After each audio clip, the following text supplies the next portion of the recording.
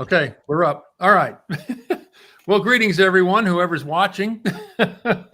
We're yeah, we're kind of bouncing all over the place tonight. You'll notice Tracy's not with us tonight. Tracy had some family issues he had to tend to, so he's not with us. And I think that's why we didn't wind up on Tracy's channel and we wound up on mine alone. So hopefully folks will make their way here. Certainly they will. You did a fine job in a crisis, Mr. Bauer. Telling you. It's ham radio ingenuity. Yeah, that's what it is. That's it. Listen, if all we had to do is string a wire up in a tree, it'd be a lot easier than trying to do this. You're selling yourself short. Yeah, so I don't know who's okay, so so the tweet is out, and I put something in the chat for the other channel. Let's see if that works.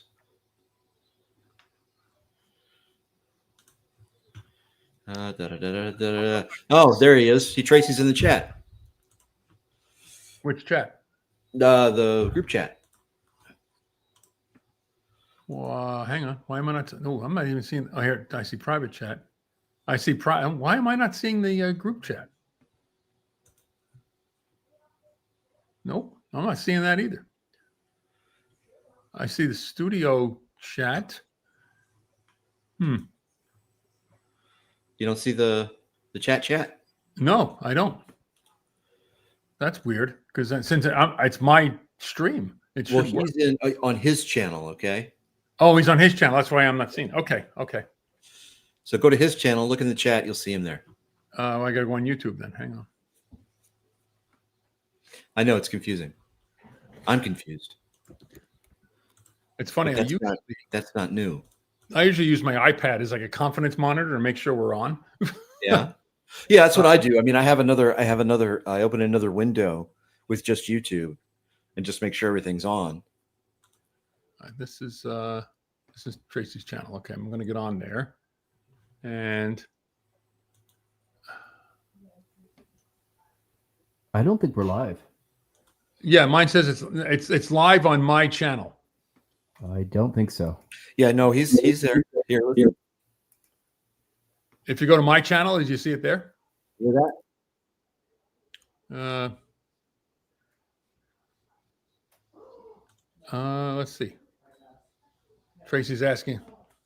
That's K2CJ Beef there for you. Yeah, Kevin's there. Kevin says not live on Tracy, but on the Good Doctor channel. Very good. Okay.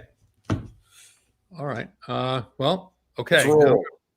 But what's weird is I'm not seeing. Oh, there we go. Okay, now I see the comments coming in. Oh, good. All right. I think we're. It's working. Yeah, I think it is working. Well, we know it's working. It's just, yeah. Now, what I'm going to do is hop on my channel and see how we're doing there. I'll make sure I don't turn the audio up. That would be a real disaster. Yep, September Ham Radio live stream. Yeah, it's there. Okay. All right. You know what? We're up. I guess people will get started, man. I'm excited. I'm excited about September. It's back to school. Temperatures are coming down. Leaves are changing. Get that radio out there. So the things you're saying, it's like, okay, the temperature's coming down, which means I'm going to start freezing. The leaves are coming down, which means we'll have to clean them up. Well, I'm not the guy. I'm not the guy who lives in the North Pole. Okay. Well, you live in Chicago, so it's hardly the North Pole. The North Star, maybe. Then we have Gaston out there in sunny Arizona, right? Hey, he doesn't know this, but I'm coming his way, man. I'm coming his way. I'm going to be in Texas in October for the big antique show. Oh wow! I'm gonna look at some vintage radios. He got me. He convinced me to buy a vintage radio now. So now I'm heading to Round Rock. With the idea that I'm going to pick up a vintage radio. Do you know what I paid for that? All my negotiating skill. So is it a good deal? $65 for a Hellcrafters SX101 or 110. I Sorry. couldn't find one on eBay for less than like 300. So All right. you tell me. Do you have a boat? Oh yeah, it's in the back right there. I just did a video the other day. I was talking to so I left corporate America, Yep. started doing a little bit of consulting on the side, and one of the first guys that wanted a consult knows the VHF, UHF stuff cold, and he actually works in COG, or continuity of government, and he planted the seed saying, hey man, you need a boat anchor, you need to go full analog. And he mentioned that various agencies are starting to double down on pre-transistor radios. So we hit the Hebrew Overguard Hamfest this past weekend, and that boat anchor was sitting there on the first table, $65. It was recapped. It all worked. So I popped on it. Cool. So actually, well, we do have to reintroduce, guys. I think this is your third time with us, right? Second, I think. Third. Is it third?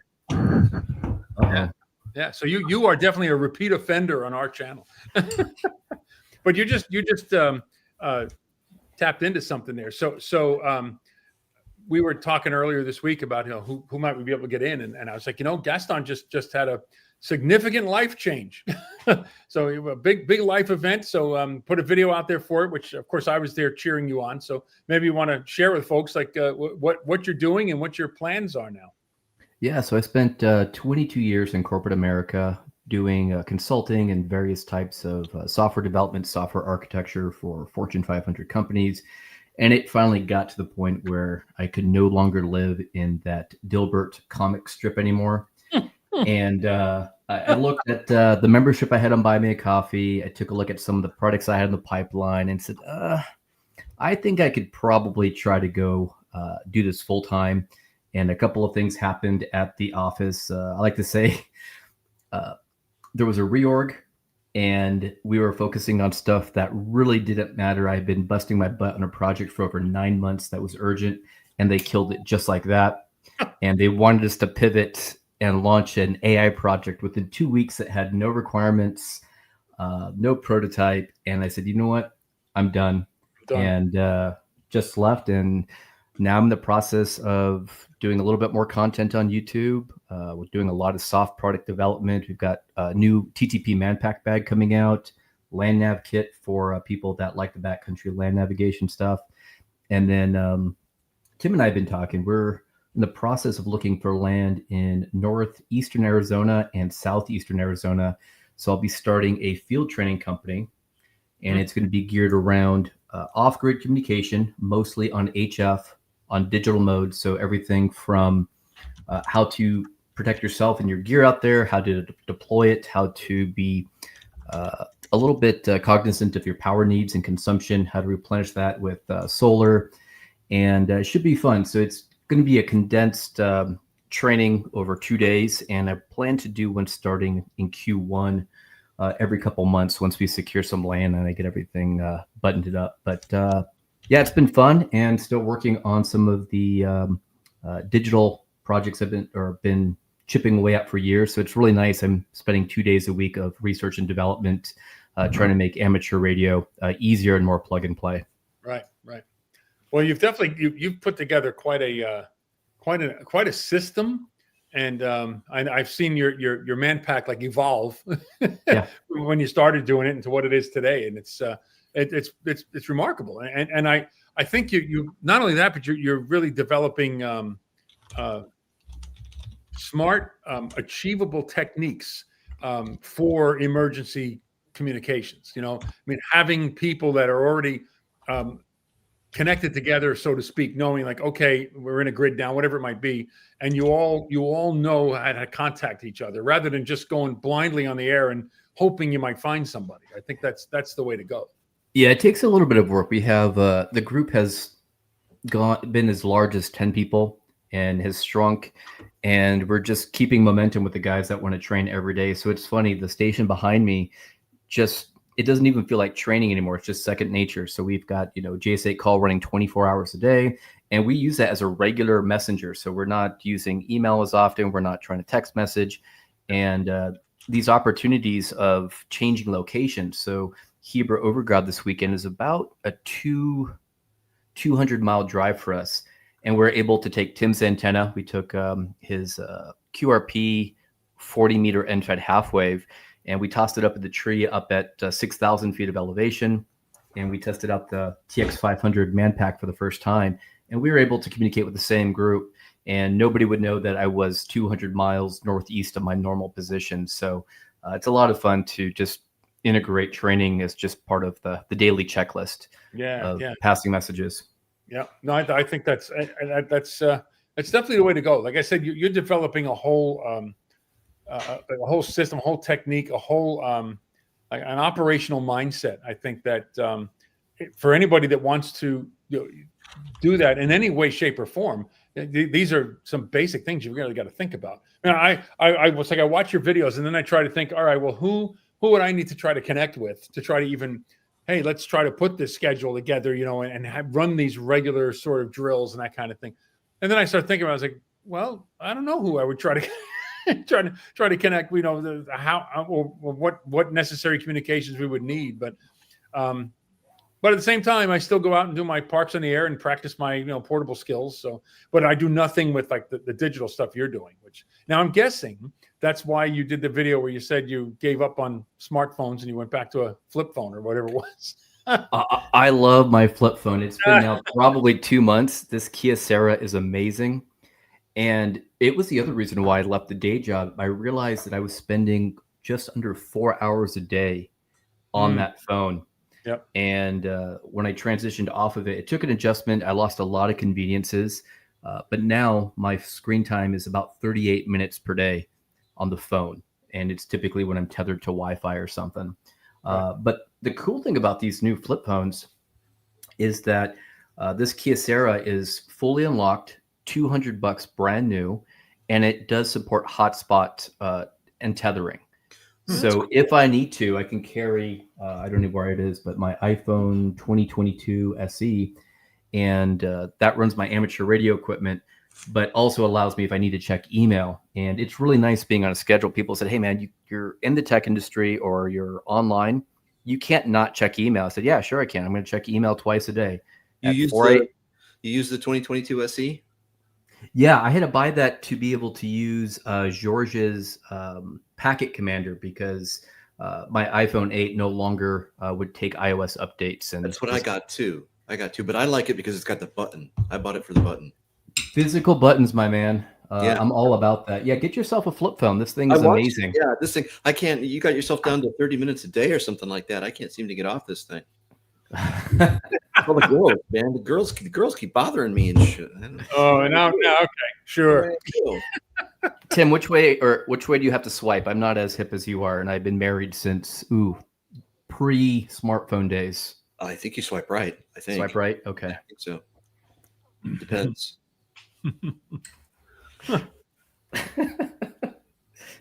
Okay.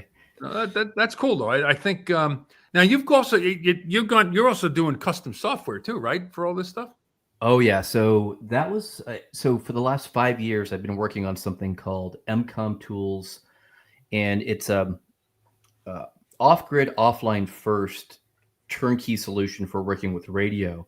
Right. And I released the first public version R3 last November, and it's based on Ubuntu. You have to build the image yourself. And I did a talk at Quartz Fest in January on it. And the nice thing about it is all you have to do when on first boot, you never need to connect it to the internet. You type in one command called etuser. You put in your call sign, your grid square, and if you have a WinLink password already, you enter that in, and that's all you have to do. And then I have a short list of supported radios. It's like the ICOM IC 7100, 7200, 7300, 705, and just about every radio that supports either the DigiBrick Lite or mobile. In fact, today I just added support for the FX4CR, and over the weekend added support for the TX500 MP through the DigiRig. And the cool thing about it is once you pick your radio, it configures everything for you. And it even configures all the applications. So you just click on JS8 call. You don't have to enter in anything. If you close that and change your call sign or your grid, next time it starts up, it picks up all that stuff. So the next major release is coming out in Thanksgiving of this year. It's called R5. and that's introducing offline mapping, offline aircraft tracking, and we'll also have offline HF prediction. So I've also streamlined VOACAP. So I wanted to be able to help people figure out how to do targeted contacts. And one of the easiest way was to make the Voice of America capture and analysis program very modern. In fact, it's using offline mapping. So there's an application I'm writing right now, and the use case would be you open up the ET Predict application. It's a little genie that comes out of a lamp. He's got where the ponytail is a radiating pattern, and he kind of sits like this. And yeah, you just drop in your call sign. There's an offline FCC database. I'm working on offline call signs for Canada, UK, and Australia for this release as well, and offline maps for all those regions. And it will show you, it'll geo-detect you if you have GPS. If not, it'll fall back to the grid square you entered, and it'll tell you how far, bearing, and then you click on them, and it'll tell you what the likelihood is of making a contact if you provide your power output, your mode, JS8, single sideband, CW. And there's only two antennas. I want it to be simple. It's either what I'm calling tactical or ham nerd. And it just assumes you're running a dipole. And if you're a ham nerd, just for the fun of it, it's assuming it's a half wavelength up. So you're going to get probably some skip there. And then the tactical is how I like to run my stuff, which is more very low to the ground NVIS. So I'm trying to reimagine and make things just dead simple. Everything is designed with touch and uses modern interfaces, and nothing is connected to the internet. The whole damn thing you could insert into a computer 10 years from now, and assuming that you have the same hardware, it'll continue to work. So that's very much been my labor of love, and something that the technical or the job the last few years has been preventing me from do or work on this quickly. I'm sure getting off the internet is probably a big thing for certainly what you're doing to try to keep everything secure and all that. So. Yeah, well, it's not, there's two ways of looking at it. So since I decided that I wanted the operating system to be more of an appliance, it's actually version pinned to a version of Linux from 2022. So there are security vulnerabilities in it because it's not being updated, but I tend to prefer stability. And I have customized every aspect from power management to fixing bugs in how GPS works. And I didn't want that to be a moving target. I just did not want to keep following every desktop release that comes out with that particular version of Linux. Instead, I wanted to focus on the communication aspects of it. So having something that is version pinned and kind of in a time capsule from 2022 has its advantages. You know, it's never going to get an update. I'm pretty sure the Windows guys that operate a lot have experienced this. They've gone maybe into the field and they've taken their Windows machine out there and they boot it up and it wants to perform the Windows update that it had downloaded. And this happened to me 3 times. And I did not want that to be a part of what MCOM Tools does, because I just want it to be static, doesn't change, reliable. Just don't connect it to the internet, because they're I don't even have to take mine to the field and I get that message. I can stay right here and it wants to update. I always say no, but it tricks you, right? So when I go to turn things off at night, sometimes you'll see that when you say power off or whatever, you get that little dot that says updates are ready for you when you're waiting. And I always say no, and I always say no.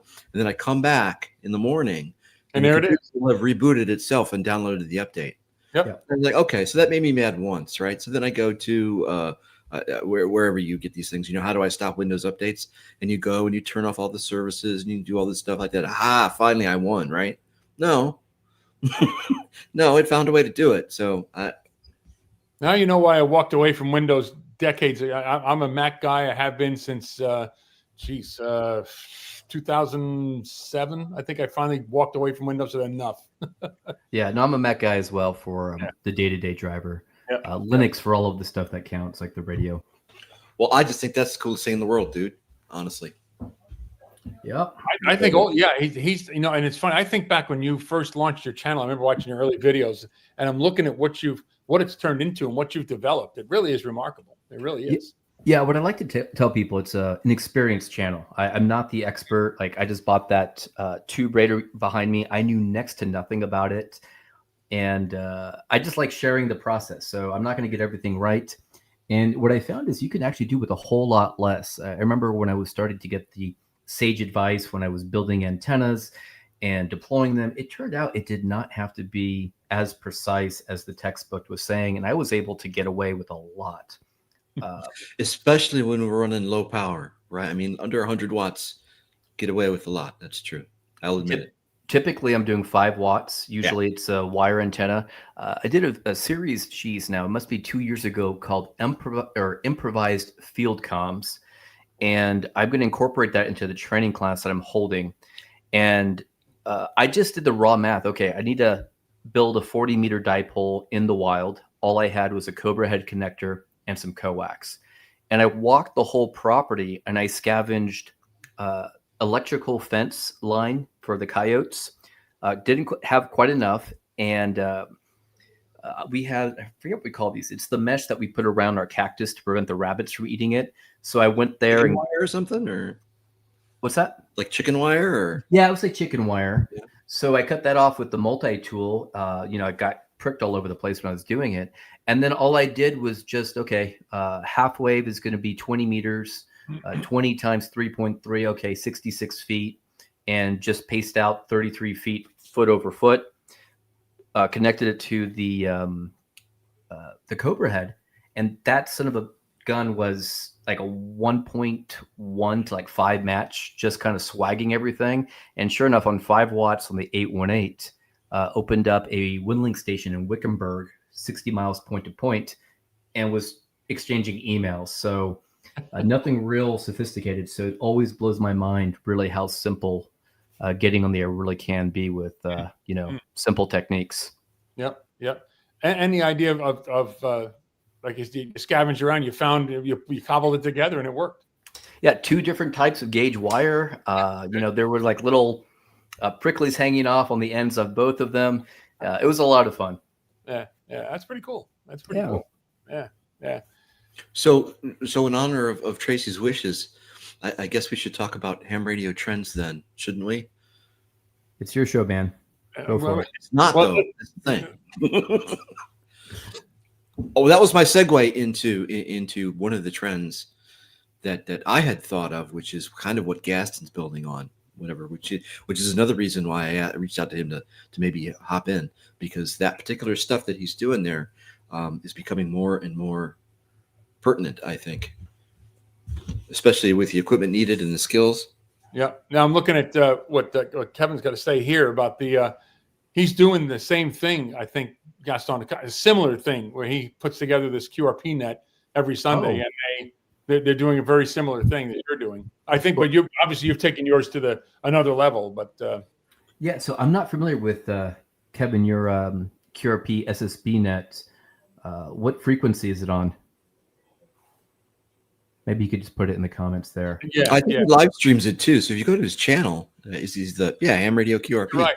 He live streams it too. I have been trying to, open up an hour or so I can get in there and hang on with them. And every time I think about it, it's always like Monday afternoon. So by the time Sunday rolls around, I've forgotten, and then I remember again, and it's too late.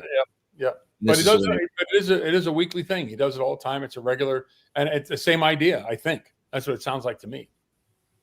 Oh, that's pretty cool. Yeah, I mean, I'm a big fan of any opportunity. It's funny, we had people saying, maybe you should get together with Jason KM for ACK, because he has Build a Pi and 73 Linux, and maybe you should get together with Craig because he has what's that little device he has? I forget his digital project. I said, there's plenty of room for lots of projects. I don't think we would be best served by having just one point of view and one group doing one thing. So it's nice that there's other people that are thinking about this and taking opportunities outside of the 2 field days that take place every single year. Right. Well, Jason's channel he's another one. It's fascinating, the stuff he does. Just doing text, like email, same thing you're doing. That sort of communications, and no need for an internet, no need for smartphone. Nope, do it the radio. Yep. Yeah, Jason's a good guy, so we're good buddies. I missed him at Huntsville this year. I was looking forward to catching up with him, but couldn't make that happen. Yeah, good guy. So talk about trends. So there's a radio. I wish I remember the model number. There's seemed to have come out. There's a handheld HF rig that come out, right? It's based on another one, like the Russian. It's the Russian radio. It's like the one they first came out was very flat, and it's like it's a full HF rig, but then they come out with like a handheld version of it. And I saw a couple of people had it, and they were checking it out. I forget the make and the model. I just remember it's by Lab 599. That's it. And it's the TX 500 MP. And I spent the last almost 2 weeks with it. There's a gentleman. Oh, yeah. It's a great rig. In fact, I have been bugging Desert Wireless, who is the U.S. distributor, every day, twice a day for the last 2 months. It was available, and I didn't buy it because I was leaving my job. And so this is not the time to buy another radio. That's right. And I regretted it. They all 30 units were sold overnight. And I've been bothering the guy over there, Alexander, on their support team. And I even wrote a script, a shell script, to check every 5 minutes the product page, keep a copy of it. And then on the next check, I actually do a diff or a delta to see if there's any changes. And if there's a change, it sends me an email so that I know to jump over there. And there was a couple of changes last night, but I don't think they released anything. But I love that radio. If you guys want to talk about it, I can share with you some of my experiences, because I don't think that radio is really for the traditional amateur radio market. I think it's very much a prepper radio. I like the fact that it is channelized. Yes. I like the fact that, for example, I carry, since we have so much sun out here and I run QRP, I've been carrying this Power Film 10-watt panel now. Oh, cool. For a number of years. And, in full sun, I will get about 500 to 600 milliamps going back into my battery. And that's all I need.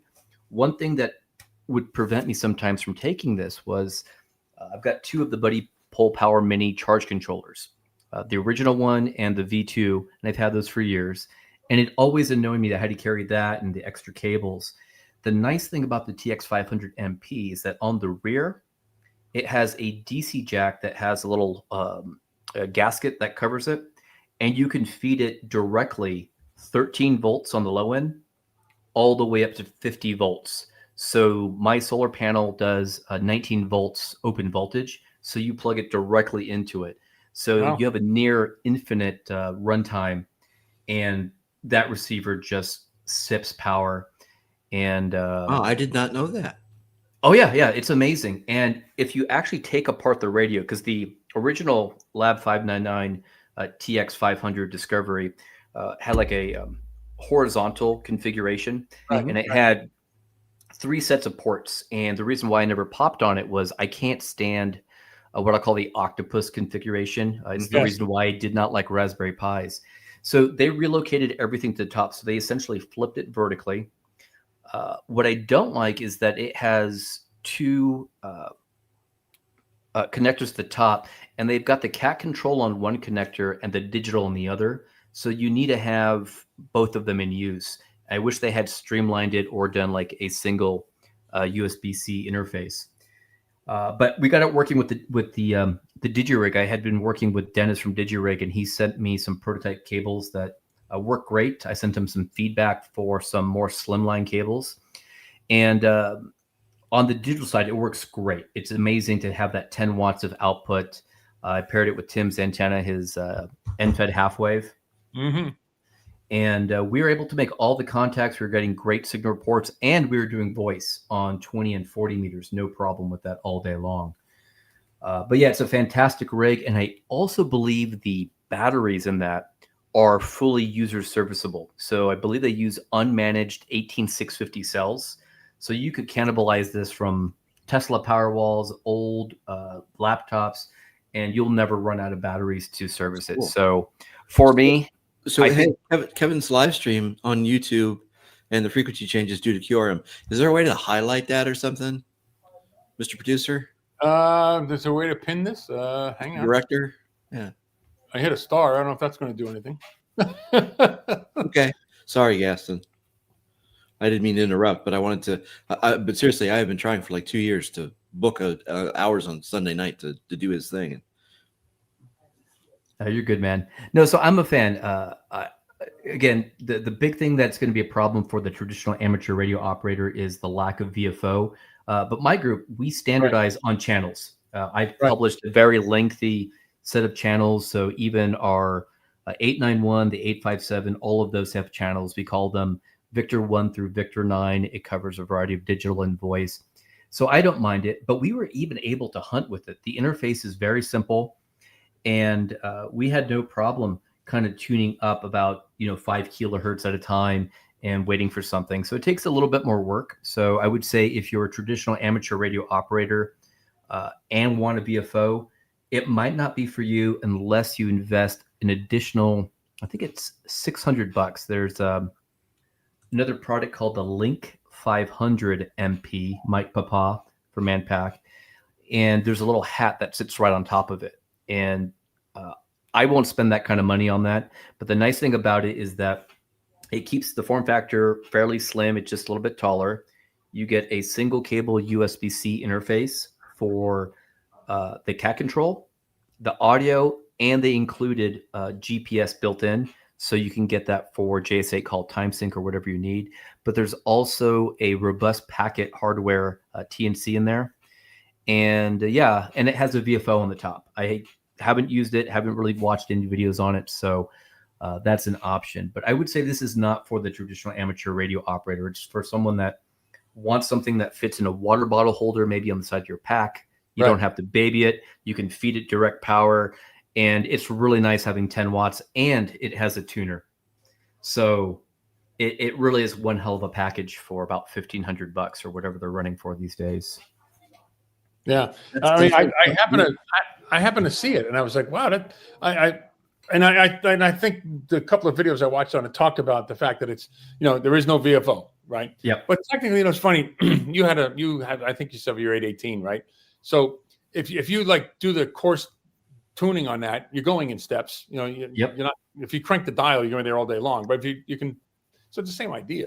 So, yeah. You know what's funny about that is that I came very late to the party, and I just bought that boat anchor, that Helicrafters SX110.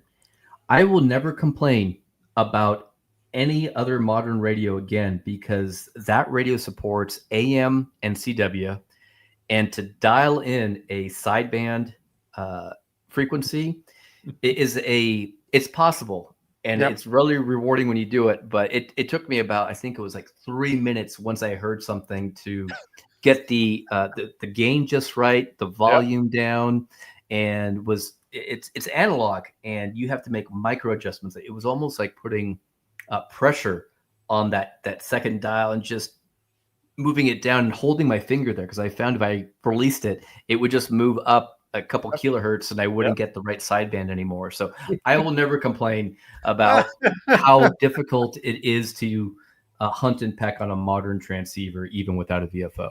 Well, it's funny. So here I am now. The gray hair gives it away. Like I've got sitting here. I bought years ago. My first sideband rig was an old Tempo 1, and which was made by a company, Henry Radio. It was a repackaged Yaesu FT200 is what it is. Tube rig, and I was in college when I bought my original, but then I sold it, and years later I just said, boy, I'd love to get one. I kept poking around on eBay. I got one, and it works, and it needs to be retubed and recapped right now, but it's a basic sideband radio, and I spent hours with that thing. So now I've got the FTDX3000 sitting there. It's got all these bells and whistles and this, and I was like, I don't use a third of what this thing can do. It's like I'm used to just cranking on a old tube rig and tuning in, and and all of a sudden having to tune the tank circuit and the transmitter before you transmit it. You know what's really cool about that radio, and again, forgive me if I'm really late to the party, but the last 3 or 4 days I've been waking up. I wake up early in the morning, usually around 3:55, and I won't turn on the lights in my office. I flip on the power to that, and it's just the glow. Lights up the room. It's so cool, just that glow, and it gets warm, and it's just the audio is amazing too. Yes. AM broadcast stations are something now. I'm getting my news from AM broadcast again, like down on 550. No, it's going full circle. Isn't it great? That's how I found out about Robert Redford, him passing. I was like, whoa, I'm getting intel on a tube radio Yeah, there you that go, man. was released in 1959 and is no older than 1961. Yep. And what's refreshing from the preparedness aspect is my 857, 818, even something like the True SDX maybe, I could not personally fix everything. It's like modern cars. I mean, there's things That's right. that a modern vehicle you can't touch. That's right. But a tube radio, if I go by the 11 tubes it needs and then maybe a couple of copies, I can look at the schematic. I can work on every aspect. So it feels like have a 1950s Ford pickup truck in my shack. Well, and listen, there's a lot to be said for that. Yeah. You know, it's all discrete components, you know, and there's no like multi-layer circuit boards, nothing like that. And they were very easy to repair. You could modify, you know, if you had a schematic, they typically came with a full schematic, and you could just, you know, make your own repairs. If you said, hey, I could tweak this circuit, make it better or something, it was great for that. And so you love this story. So my original tempo, one time I had it on and I had it, I left the room for a little bit, and I came back and the radio was off. I was like, okay. No, I left it on. And of course, the selector switch was still an SSB. I was like, I didn't turn it. And I'm like, no, I smell something. Oh. So I take the radio apart, and the band, it was the band select switch. I think it was one of the switches. Maybe it was the power. No, it wasn't the power one. I think it was band. It doesn't matter. It was a long multi-section rotator with many wafers on it, right? The wafer all the way in the back had shorted, and something shorted again, and it literally melted the thing. So I was like, where am I going to get this wafer? And how am I going to get the thing apart, right? So here's what I had to do. First of all, I took the wafer to get it apart. I took the main faceplate off, and now I had the chassis. Loosened the screws that held. Actually, the screws didn't go through. I had to remove the whole, pull the whole switch, and then loosen the screws and pull them back a little bit so I could get that one wafer off. And of course, I wrote down everything, all the wires, everything. And I went to this electronic supply place near me with the wafer, the charred remains of a wafer, but you can still kind of tell what it was. The guy goes digging through a parts box, and he pulls one up. I love it. Couldn't believe it. So I get the thing back, I solder it all back together, close the radio up, and I'm like, okay, turn it on, and boop, came right up. Everything worked. I said, man, oh man, what are the odds of getting that thing working again? But I think pretty easy. Speaking of the manual and the schematics, the one thing that really struck me, again, for a manual that was written now, what is that, 40, 60, over 65 years ago, they had a section talking about power, and I think it takes somewhere between 105 volts to like 125. And it said, call your power company if you're unsure about your power receptacle. And almost for a gag, if I had the time, I was going to call APS. That's the electrical provider out here. And I was going to record it and say, yeah, I've got this Hallicrafters SX110, and the manual asked that I call you, and just see what they would say about plugging my radio into an electrical outlet. So yeah, it's what's old is new again. And like I said, there's this area that I'm starting to explore called COG, continuity of government. And the fact that the government is starting to double down on analog aircraft, analog vehicles, analog radios is really interesting. I don't have more details than that. So I thought, you know what, it might be fun to have a useful skill to learn, go back to a simpler time, enjoy that experience. Trend. Still a trend. Yeah, you think it's going to be a hipster? I don't know. But it's popped up in a couple of places too. But people are starting to get back into analog computing as well. Oh, interesting. Yeah, like Scout says here, the anti-tech prepper. Listen, I think it's for years and years. I had an old Mercedes that I kept, and my wife kept bugging me to get rid of it. And what are we going to do? This come on, it just sits there, and take space in the garage. And the last line of defense that I had was, well, there's no electronics in it, so if there was some kind of disturbance or something like that, I know I can get this thing fired up. and actually go somewhere in it. You know, there's no engine computer, there's no multi-sequential injection or anything like that to screw up. Nothing. Yeah, it's just a carburetor. You should do a biofuel conversion on it. No, well, it's gone now. She finally won. They always win in the end. This is true. Yeah, but the battle is the important thing. So Scout's saying, let's see. Better yet, the analog prepper. Yeah, I've got bandwidth for one channel only.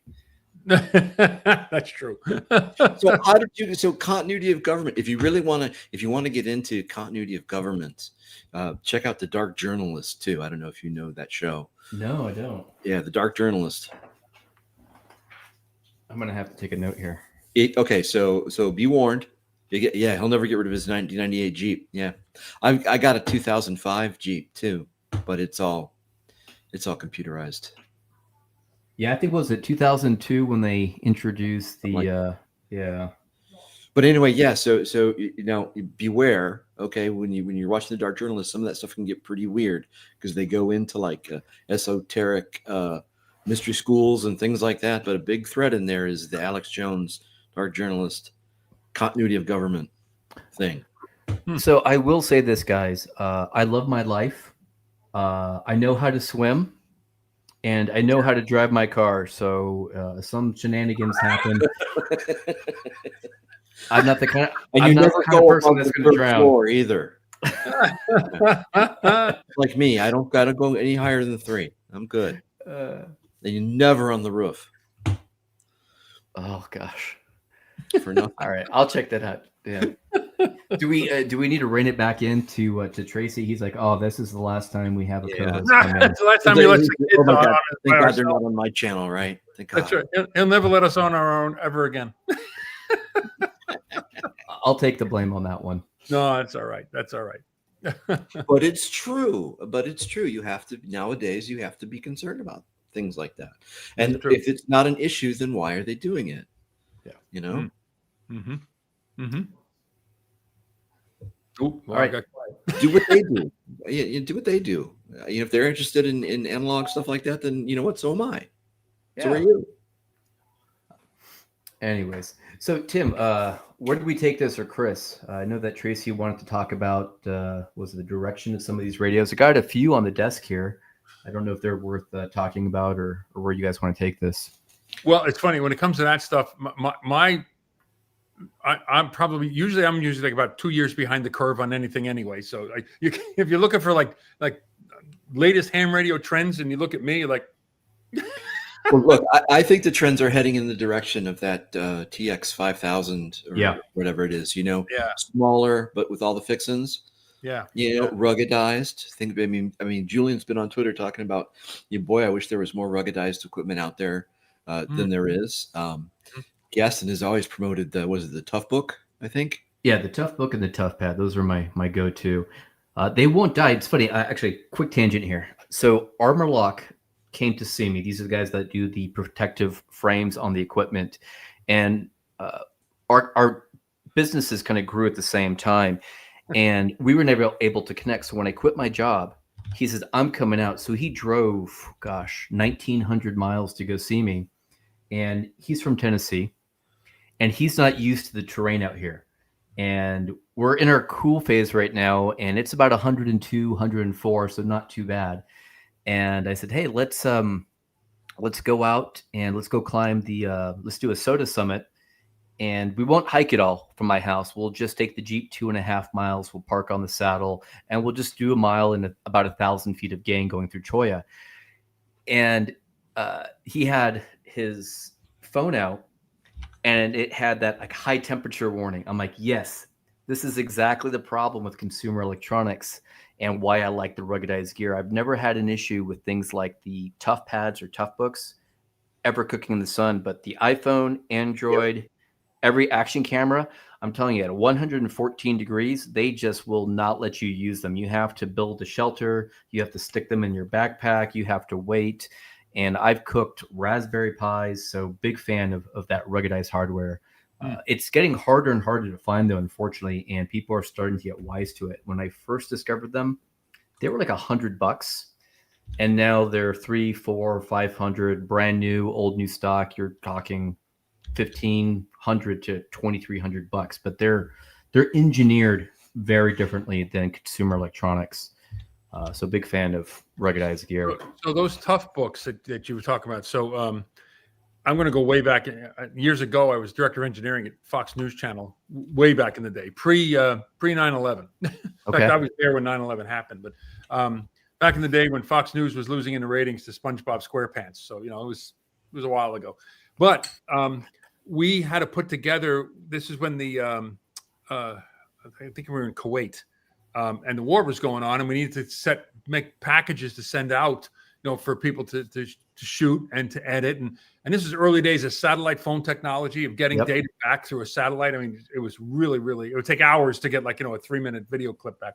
But we found back then was when Panasonic was bringing out these tough books, and we loaded up editing software on those things. So you're out in a war zone.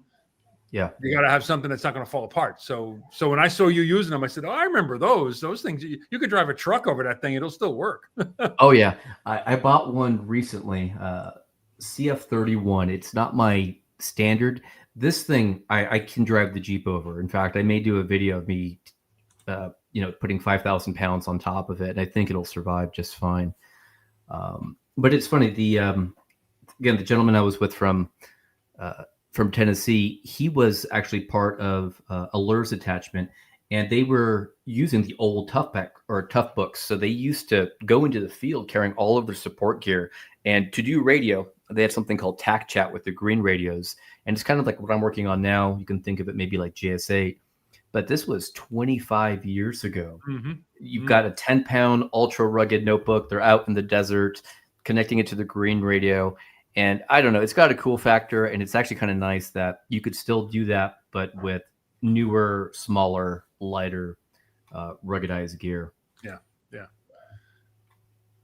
But yeah, Tim, to your point, I think, and a lot of folks, maybe they're not doing all the stuff like Gaston and everyone's doing. I'm thinking even the guys that are doing soda and POTA and stuff like that, it's like, even then you still want something that can take a little bit of a beating out there, right? So yeah. I think there is a trend. Now, honestly, when I saw that Russian rig we were just talking about, and I saw the Discovery version of it, I really sat there and thought about it. I said, is it an 817, 818 replacement? I don't know. I didn't look at it enough. I mean, it doesn't have, I don't think it's got VHF and UHF in it. No, it doesn't. Okay. So it wouldn't replace that part of it. Not that I used it a whole lot on the 817, but it's there if I need it. But, right. You could, sure. But I'm like, well, is it something that would be a modern sort of take on it? But then I said, I don't know. I don't know if it is or not. So. But to your point, it's like, you're right. You're going to have a bunch of cables hanging off each side of it to operate it. So, yeah. Yeah. It's not too bad with the new cables that Dennis is working on right now. But I saw a comment here from Scout 75, and it has to do with the direction of the BTEC and VGC, and I agree with them. So if you guys are not familiar, VGC has I think it's the VR N76, and then there's the clone, which is the BTEC UV Pro. I love it. Everybody in our group actually has the BTEC UV Pro. It's a dual band HT. It's unlocked, so you get, without any type of modification, you can do FRS, MERS, GMRS. I could do my commercial business license on there, and then 2-meter 440.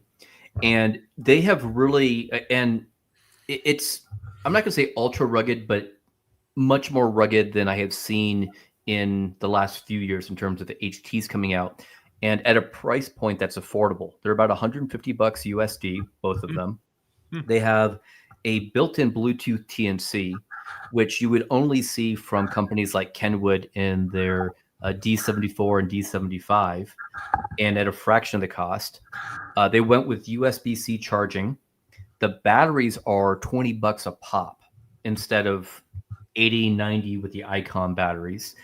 But they're also pairing it with really great software that runs on Android and iOS to make it where you can program it on the fly. They've embedded APRS offline mapping. I mean, the Chinese have really innovated, and I was never a fan of Chinese radios. I would say only Japanese, but they are eating the Chinese lunch. And Yeah, I know another guy like that too. What's that? I know another guy like that. Oh, he's usually on this channel. Yeah. But they are innovating, and they're putting up some good product. In fact, So the one B-Tech, is that the Baofeng? It's Baofeng of the US, I think, is okay. Right. So they do the support for the US. But what's nice about it, we like to do a lot of camping trips with our little group, and we just had one recently. And sometimes we're moving to a new location, so we have to pick a simplex frequency, maybe local repeaters.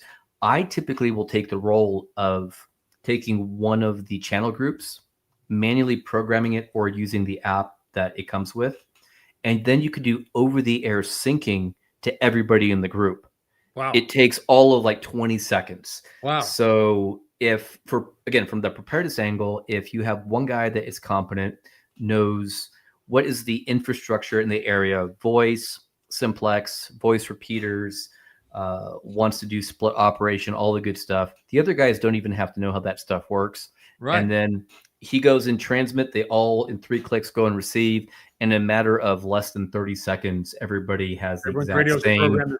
That's great. 30 channels. Yeah. And that's the innovation that I think is missing from the Japanese market. And the Chinese are doing it so much faster. Yeah. People are doing a good job of reporting issues with the firmware. Like, oh, there's the small issue in the way packet is being handled. And they'll have a firmware update within a week. That's great. And you don't see that velocity on the Japanese side. Here's a question for you. Yeah. What are our options today for a ruggedized laptop for all this low power digital mode stuff? It's super new to radio, by the way. Welcome to radio, and open your wallet. So Dutch, I personally like the Panasonic line. If you have good eyes, I like the Panasonic FZM1, the Mark II model, and you can usually find them for about $350. There's a keyboard that will mate with it that's almost the same price, if not more expensive, but it's ultra compact. It's not the lightest thing, but it will survive. The Panasonic CF20 is a little bit larger, has a detachable tablet and keyboard combo. So they're great. And the big difference between the Panasonics and something like the Dell is that the Panasonics are engineered to allow for component failure. So a breakage of one component won't trash the entire system, whereas something like my Dell 7220 ruggedized is essentially a desktop PC with a plastic shell on top, and they're calling it rugged. So I love it. Oh, and then GTAC's a good one. So I think this is Electromagnetic Mischief puts Dutch GTAC. The GTAC V110. I think you can get them used for around a couple $100, so they're not. Yeah. It's not terrible, and you don't need a lot of bandwidth to run FT8 or JS8 call or something like that. It's not some huge app. The other thing too is I use I've got a couple of things. I've got the Dell, like you said, all right, which is just the glorified desktop. They call it ruggedized. Yeah, and the Microsoft Surface tablet that I like too. But but I have the silicone hard shell thing that goes on it, but that can kind of be finicky sometimes too. So I don't know. I've been looking around for the old Panasonic version that you've got. Which one? The little guy? Yeah, I think so. I'll make a note. I'll send you one. It's going to be the Mark I. I've got one of my originals left, and I even have some keyboards. I just bought 20 keyboards. I had iKey manufacture them. And if you've seen any of my videos, it's actually, you want to see a keyboard real quick? Yeah, sure. Yeah, hold on.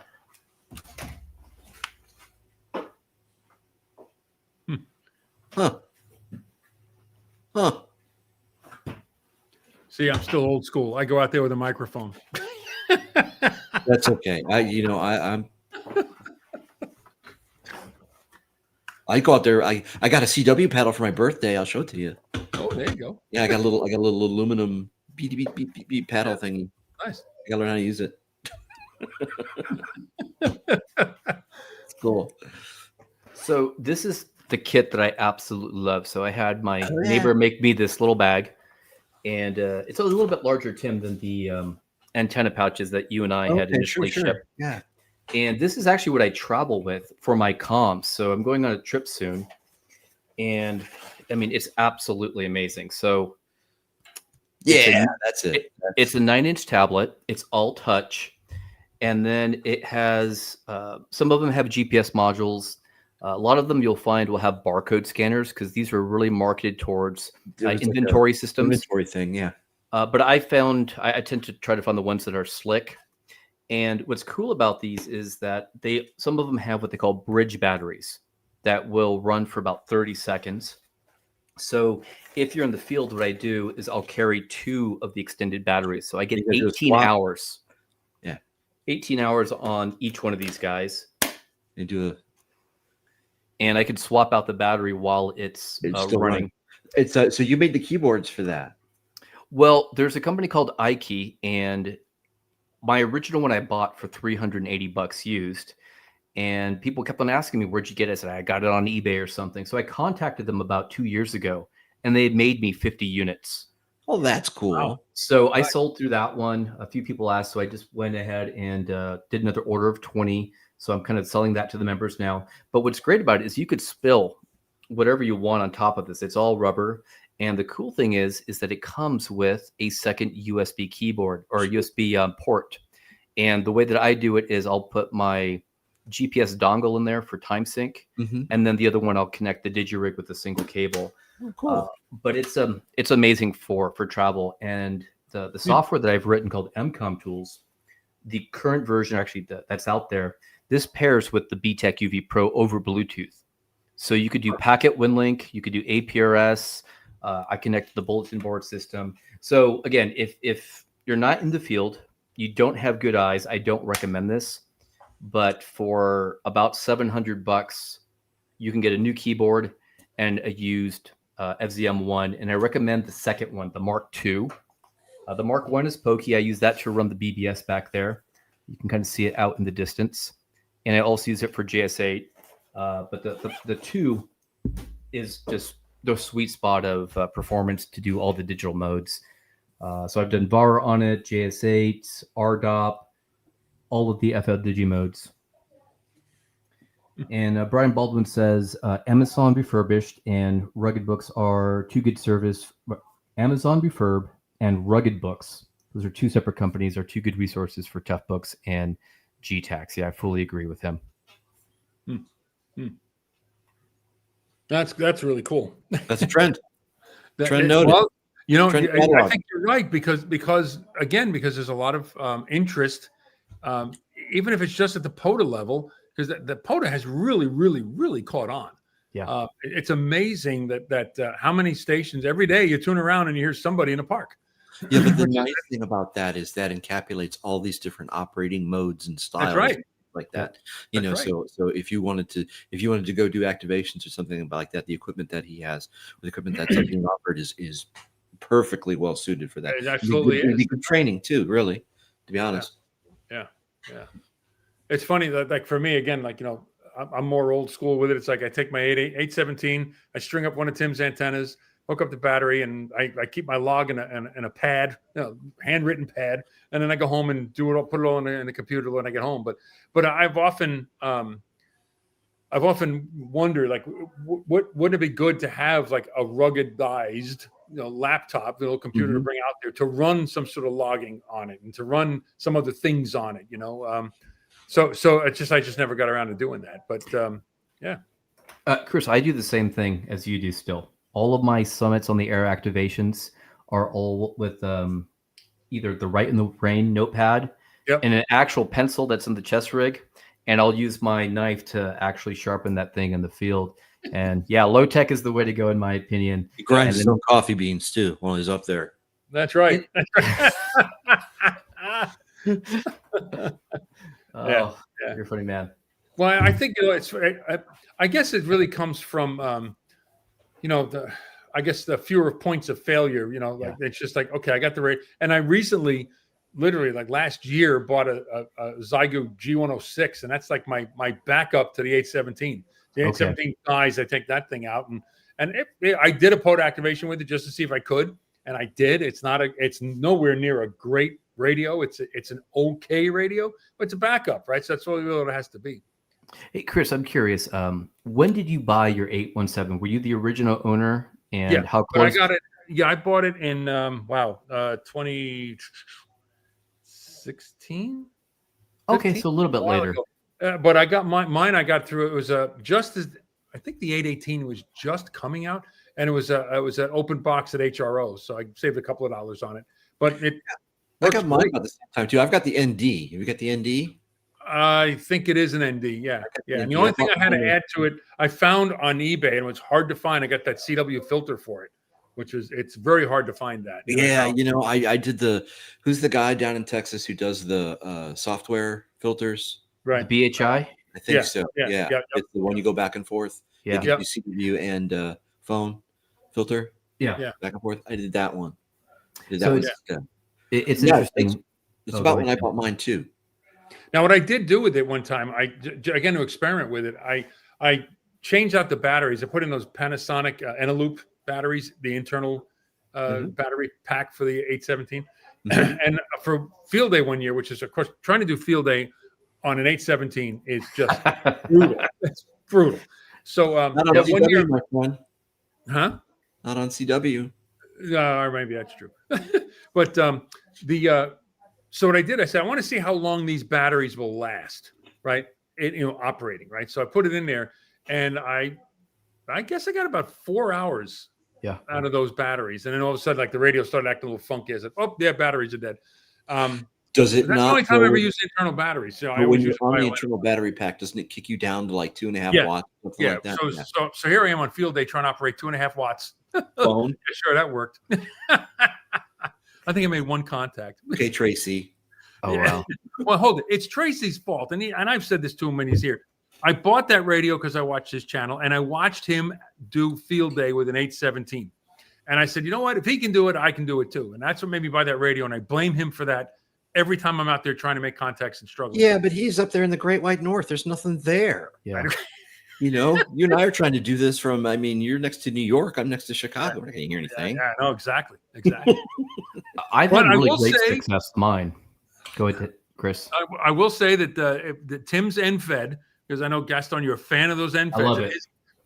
That linked end fed, I swear by that now. That antenna is freaking awesome. Which reminds me, I owe you some stuff, don't I? Yeah, you do.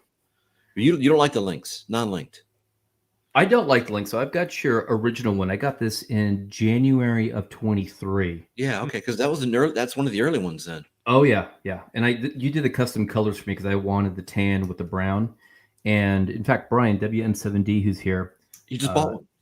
Yeah, he was with me, and he saw me toss this thing up. I think I sent you some pictures on it, and I'm a fan of this guy. In fact, my go-to for travel is just these two. Oh, that's perfect. Your antenna is almost bigger than the True SDX, which is kind of funny.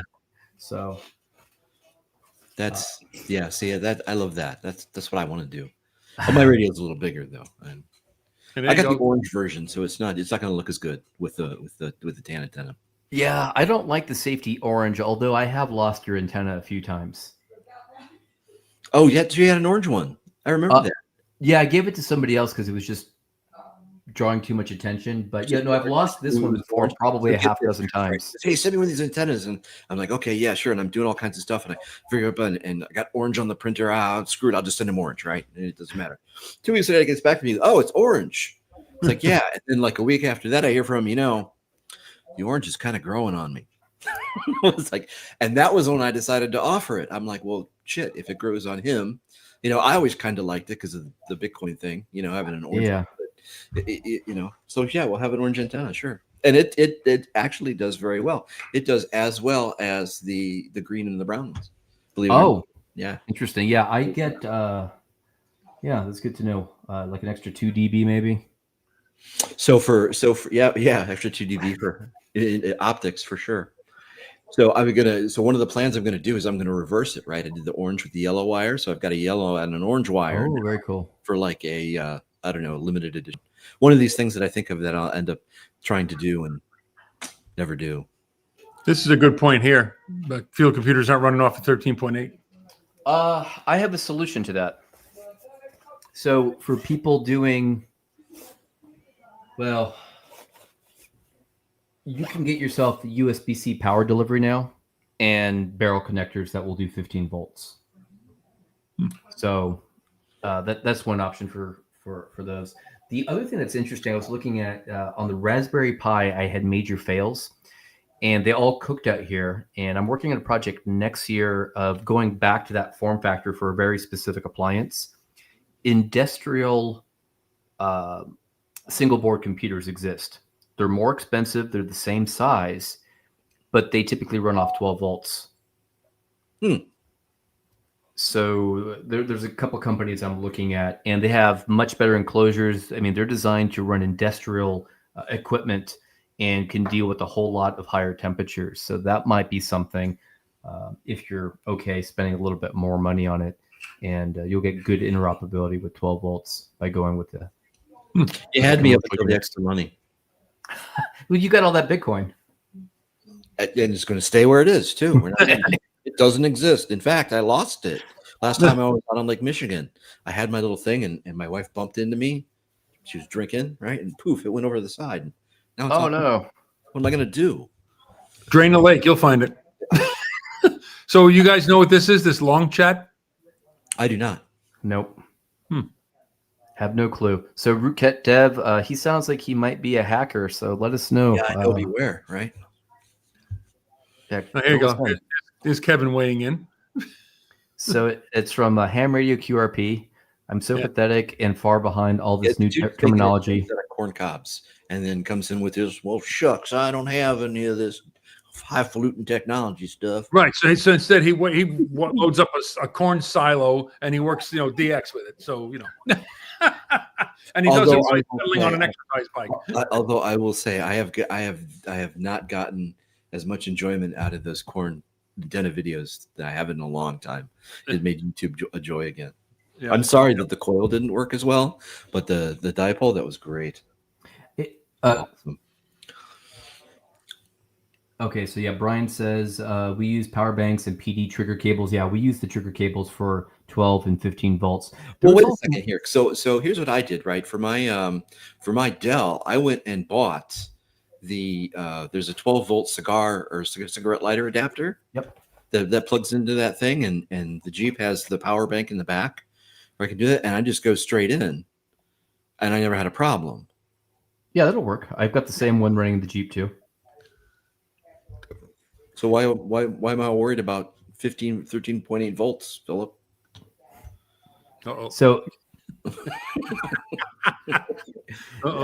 there's another one I want to call out here by Electromagnetic Mischief. Lind, big fan. So Lind Electronics makes dual fuel AC DC adapters. In fact, the anti-winter field day video where we debuted your antenna, Tim, the tri-bander for 12, 17, and 30, I brought it. It's a brick about this wide, and it takes either 110 AC mains with an adapter or a barrel connector that will take 12 volts DC. So you can plug in, I plugged in my BioWino, for example, to that.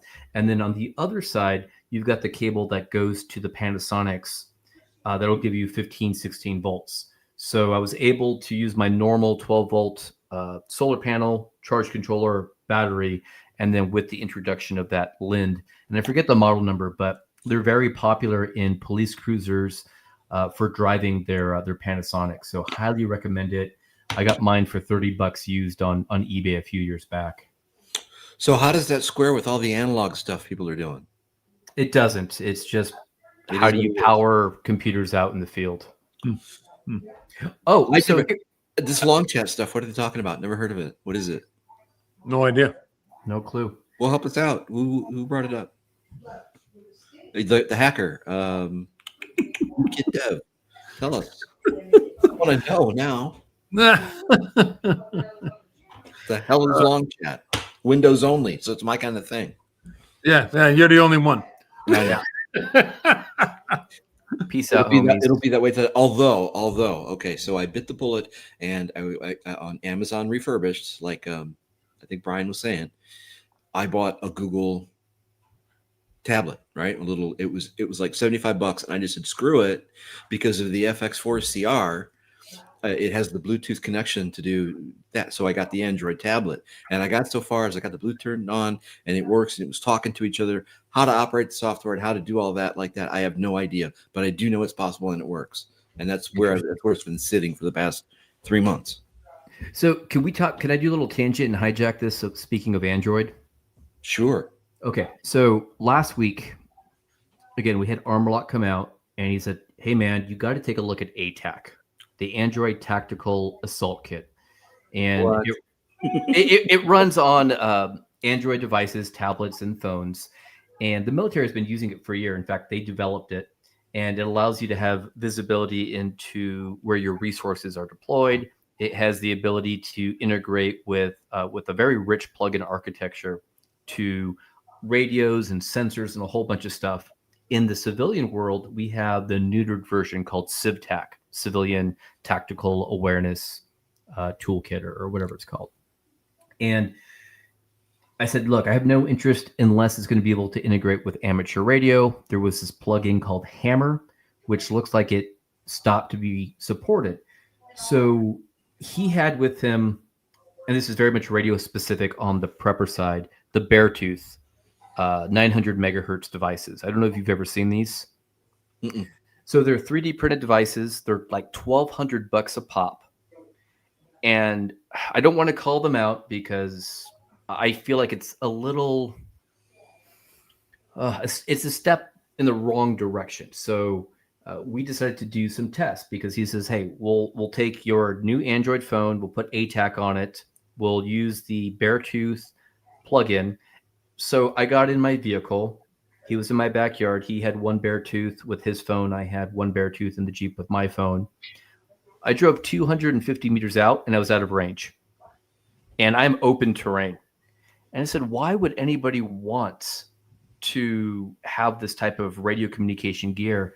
And apparently the only way it really works is if you have a group of guys that all have these $1,200 devices that run on 900 megahertz, and you really have that mesh network where the signal is jumping from one to the other. But yeah, we were barely able to hit a mile, and we were cheating where I was going to a high ground. And I just thought that was interesting in terms of me getting into Android, was really to take a look at ATAC, and that integration really just fell short. So I don't know if that's a trend, but I know whenever I post something on ATAC, I get like 2,000 likes.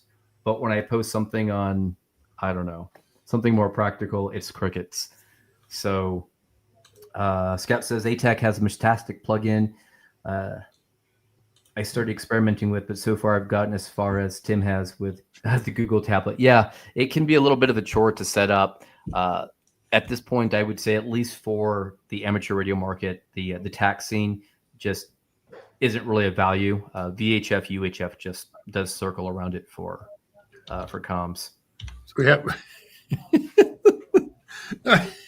I don't think you're an idiot. I'll hit that in perfect here. Oh, this is interesting. So Rootkit Dev says, not a hacker, just an idiot. It seems like a very simple messaging platform over HF. The simplicity makes it very attractive. Just need to dedicate some time to look into it. Yeah, thanks for putting that on my radar. Yeah, simple as king, especially over HF. So I've tried VeraChat and VeraHR and WinLink and all of those things. Yep. Where I have the difficulty is finding the relay station, right? So I've got about 4 guys in my area that are, 4 miles away, 10 miles away, 15 miles away. And every time I try and get into one of those, they're always busy. Okay. And I can hear it. It's like, it's a constant, that noise that it makes when it goes constantly. So I fooled around with that for a few days and then finally just gave up. I mean, it was just like, okay, this is annoying. So I'm working on something for MCOM Tools in this release. So it's using vocap, the HF prediction software. And what has always bothered me about WinLink, not so much on the packet side, right? Because if you're VHF, UHF, you need to be in line of sight. So the closest WinLink station makes sense for you. But if you're on HF, sorting by distance usually doesn't help you. They're typically in your skip. So I had worked on a prototype. Well, this is on 40 though, right? So 9 miles away, I should be able to hit him ground wave. You should. Yeah, ground wave you should. Yeah. But here's the thing. It's congested, right? But the tool that I'm working on will actually take it'll take, let's say that you're using RDOP as the mode, right? It'll take a look at all of the RDOP RMS gateways in the entire country by grid square. And what it'll do is it'll calculate your position to them as a circuit and brute force it. And what it'll tell you is, in order to do WinLink now, jump to 20 and hit this call. So it's kind of like today when we exchange email, we're not involved. We don't care how that connection is happening. We just want to send it out and it goes out and gets to where it needs to. So I'm trying to get there with the WinLink of, I don't even want to know what the station's call sign is, the RMS gateway. I know where I'm at, and I know that I have a 20-meter antenna, and I want to brute force the HF prediction and then just have the software tell me, yeah, you're going to connect to this station right now. You're going to have a 97% chance of getting into it, and sorting based on likelihood, regardless of where they're located, because you might have a path 1,000 miles away, but that thing is buried all the way down at the end of the list. So just one of the many prototypes I've been trying to solve to make radio a whole lot easier and kind of take the guesswork of, trying to figure out. In the private chat here, I couldn't get it to go in the regular chat, but there's the link for long chat. So I'm going to check that out. Thanks, Rootkit Dev. I don't know if you can put that up for folks. I don't know. Can I do that? They can screenshot it or something. I'll cover my face. I don't know if I can do that or not. Can you not? I don't know. Let me try it again. Does it not let you put the? I don't know. Tracy's the one who usually drives the truck. I don't. Yeah. Well, hang on. I'm going to try to, since I'm the host. Let me try something. Oh, no, I don't want to do that. There we go. All right, I'm going to try it. Oh, well. Did it work? Yep, there it goes. That's the one. How about that? This technology stuff's amazing, isn't it? No, I hate tech. He's the analog prepper, dude. It's time for a bunker and more tubes. Oh, hell yeah. He's got the bug. I love it. He's got the bug for the boat anchor radio and the bunker. And the tube, man. The tube's awesome. Yeah. Wait, I got to show you the mic that's on my bunker. In my bunker, I've got more ways to start a fire. I'm a big fan. I don't know why. Now we're talking classic radio. Check that out. Sure. D104, baby. Yeah. Yeah, that's what I got hooked up with my Tempo 1. I got mine adapted for a 4-pin Kenwood too. You know, that was the way it was done. It's a great microphone. I just ordered for my boat anchor a 1969. Was one of the first over-the-ear hi-fi headsets. And big cans. No, they're not that big. They actually look somewhat modern. So for 1969, it looks like it's going to be a comfortable listening experience. The ones that are period correct for that just look like they'd be not very comfortable to wear. Oh, the hard plastic. Yeah. I think they're metal, actually. Oh, jeez, even worse. Yeah, with like leather, and I'm like, I'm not going to be that long. Yeah, like a flight cap. Yeah. Yeah, exactly. Yep. They'll give you a throat mic next. A throat mic and a leather cap. Well, they used to also have them like on a chest plate. They had a microphone right in front of them on a chest plate. So, and I can tell you, the old tank personnel uniforms had the throat mic, and then shit. It was so long ago. I don't remember, but it was convenient. It worked. Yeah.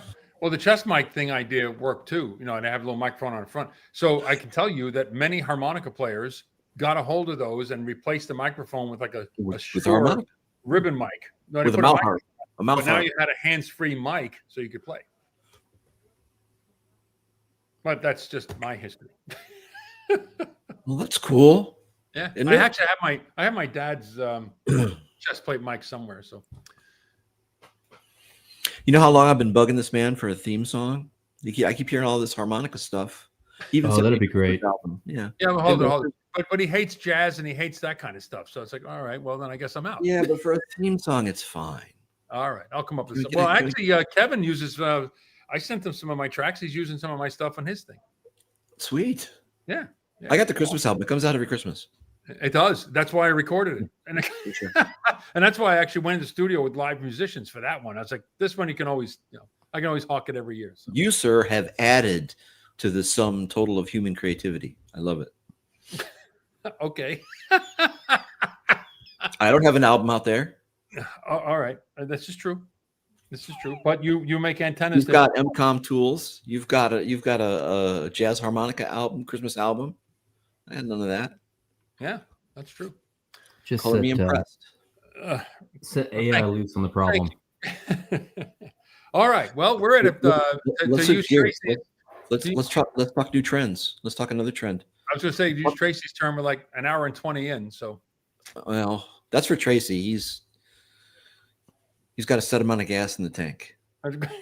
You know. Yep. And look, every guy's on. He's like, "Yeah, it's dinner time now. I'm good." Oh no! Did I eat like an old, not old. You can say it. Say it. I do the early bird special. I eat at 4 o'clock in the afternoon. Nothing wrong with that. The blue plate. I love it. Blue plate special. That's it. Get the early bird special. Early bird, 4 o'clock. And you get the free dessert. And well, listen, when you turn 65 and you go like to Denny's and Friendly's, you get free dessert. You can take a discount. Oh, You wow. do? Is it 65? I thought it was like. Actually, I know we're Friendly ice cream around here was. Well, it's funny. Here's a funny story. Friendly's at 60, right? Of course, they never asked for any proof. But I had just turned. I was in my early 50s, but of course, I had a lot of gray hair. So I walked into my wife and I went to this Friendly's, and they looked at me and I said, "Oh, get a cheeseburger." And she looks at me and goes, "If you order it off the senior menu, you get free dessert." I said, "Okay." I don't care. When you're of an age that doesn't bother you and you're happy to take the discount, I'm absolutely happy. Listen, You hold it. deserve it.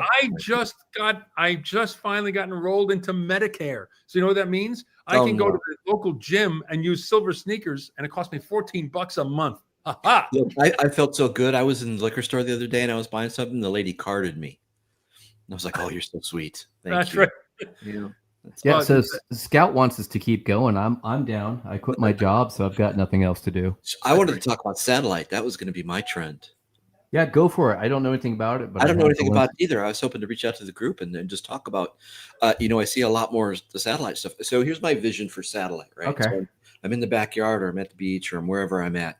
And I've got this, alt azimuth mount for my antenna, for my elk antenna that I paid like $1,000 for, right?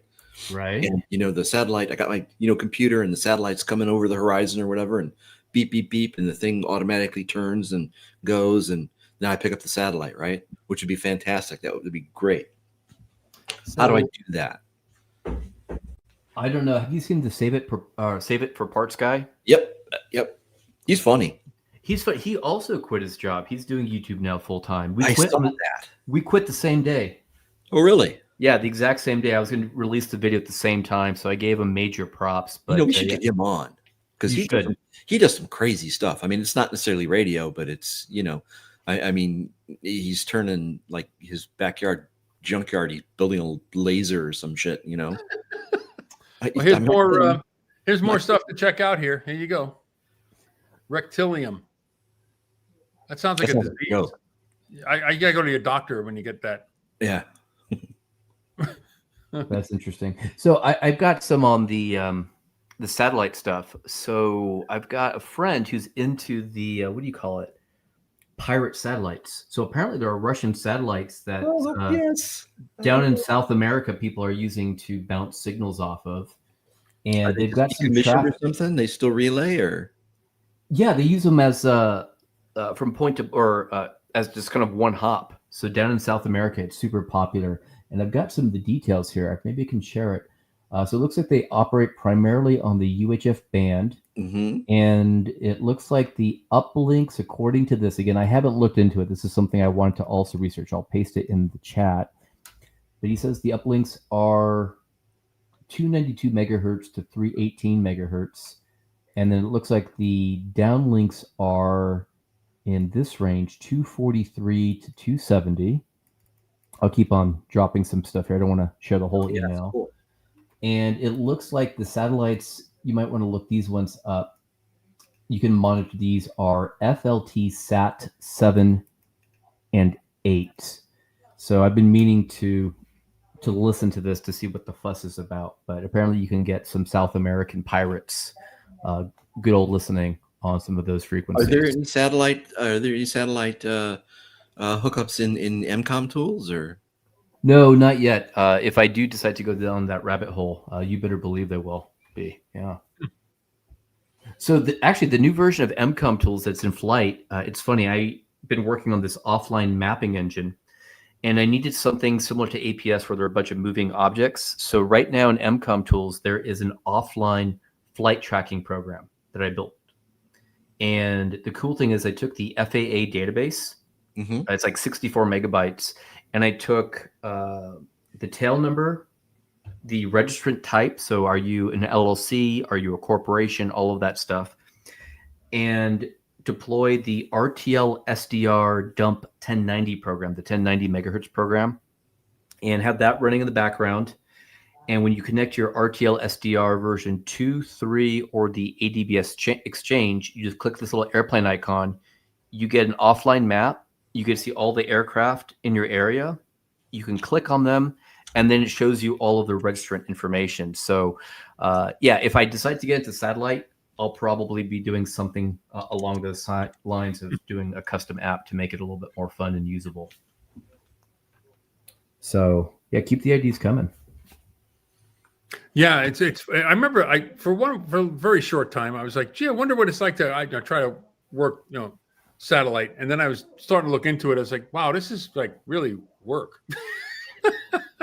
And they're not real patient. So when I first got on the air, I thought I'm going to get into satellite, and I made the mistake of trying to work the ISS the first time out, and I got on the Baofeng, and this is shortly after my first contact on a repeater as a tech, a few weeks out.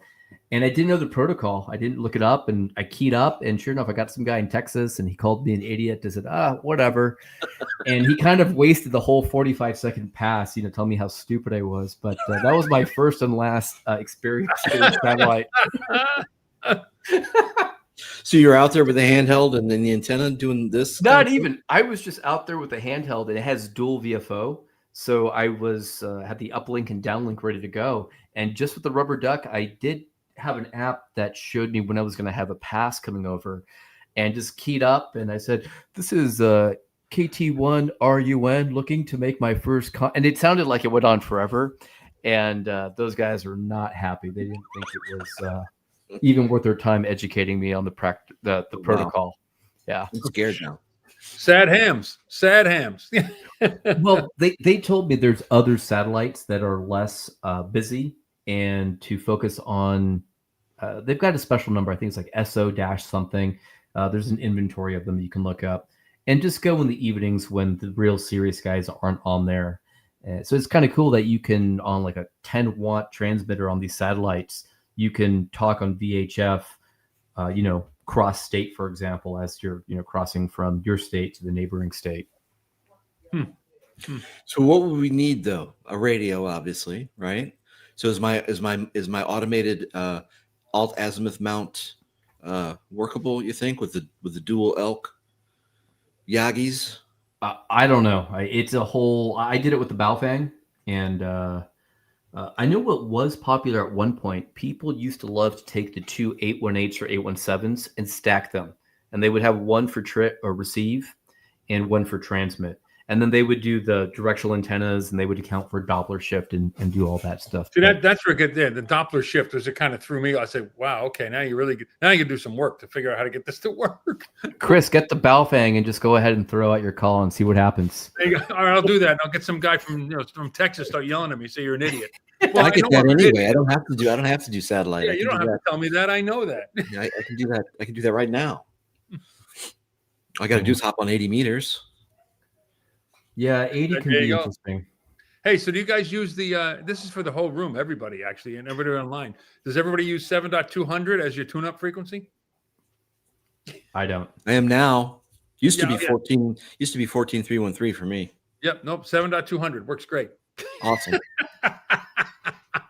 When I reconfigured the shack, I said, "Oh, make sure I get everything hooked up right." I said, "So I just before I met Tim, so you have to forgive me. I do have an off-center fed strung up in the trees before I met you, so I don't have yours. Okay. But it's old. It's got like at least 10 years on it, so it's probably ready to go. Mosley or something, right? No, it was I forgot who made it. Bushcraft. But it's some wire piece of junk I got from somebody. Anyway, so I get on 40. I'm tuning around and said, "Oh, let me see if everything tunes up all right." And went on there and tuned up to 7.200. Perfect. No dummy load needed. There's plenty of dummies there. Oh, that's good. That's good. Hey, Tim, question for you. Shoot. It's kind of related to tuning up.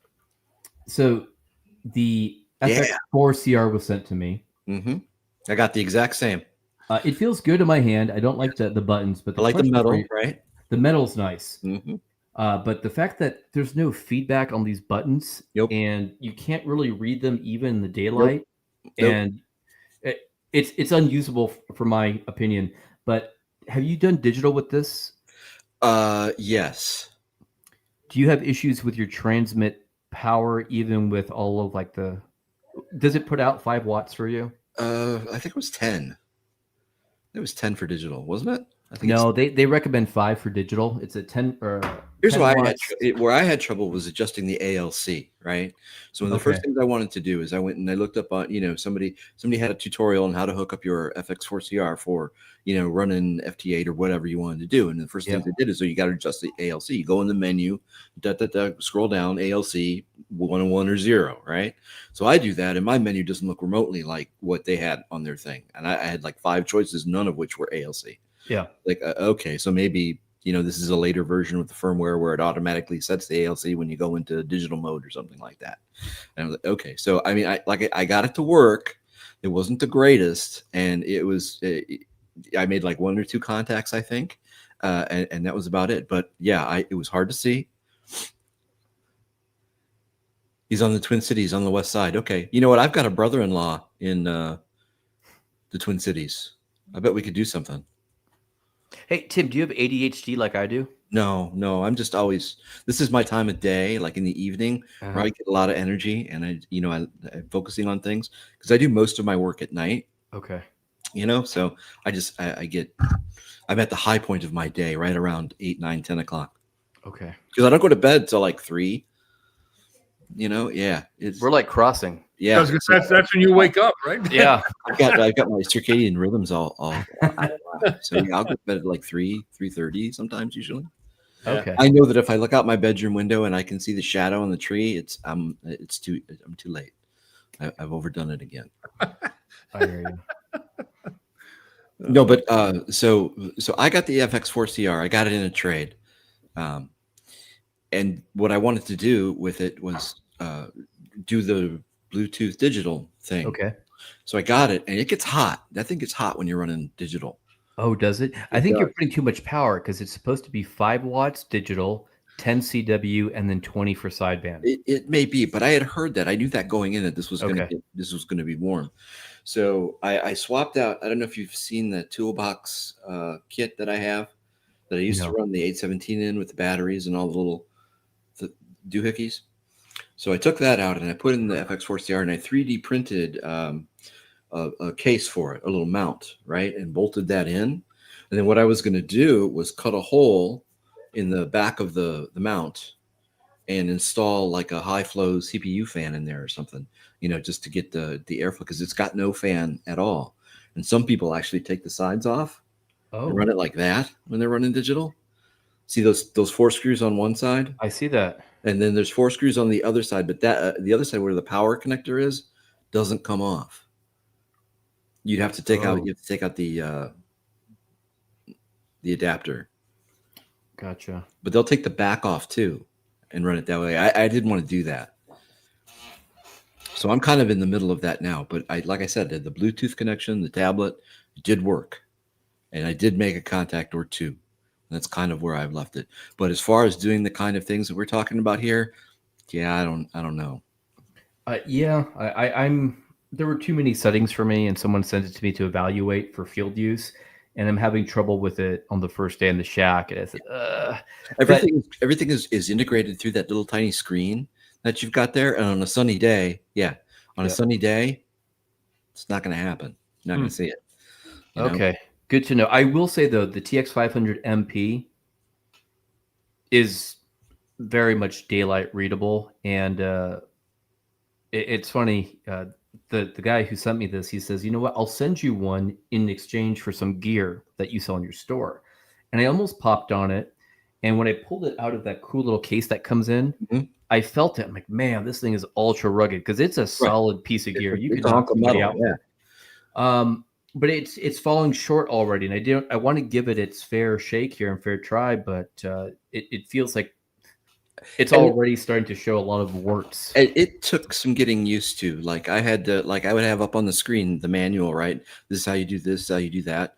And then I would want to go and change something because I frequency hop a lot and I, mode hop a lot. I mean, digital CW, phone, I'll do that. But you have to go in there to the menu and blap, and all the buttons are 3 menus deep. Or I press this button, that one, then one 2 times, and then it was like, wait a minute. This was getting goofy. So. Okay. So question for you. This was related to your thumbnail. This one is coming to you. Oh yeah. Cool. So I got to do the MCOM Tools integration for this. So why do you want this one to come to you? I'm just curious because I know nothing about the Zygu X6200. I don't either. Oh, all right. I don't either. Never had one, never used one, never used the 6100, never did any of that. And I thought it would be cool to kind of, it's an intermediate kind of radio to just play around with. And I have a slot in my kit that the FX4CR is kind of in now. Okay. So I wanted to kind of look at that one and see if that was kind of more what I was looking for too.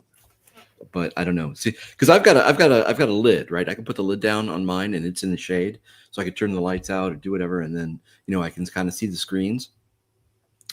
Honestly, though, I've only had the best success with the 817 and D in that configuration. Yeah, we totally.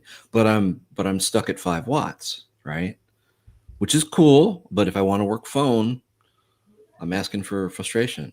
Get yourself an 857. Thought about that too. Actually, I was looking at the 891. Yes.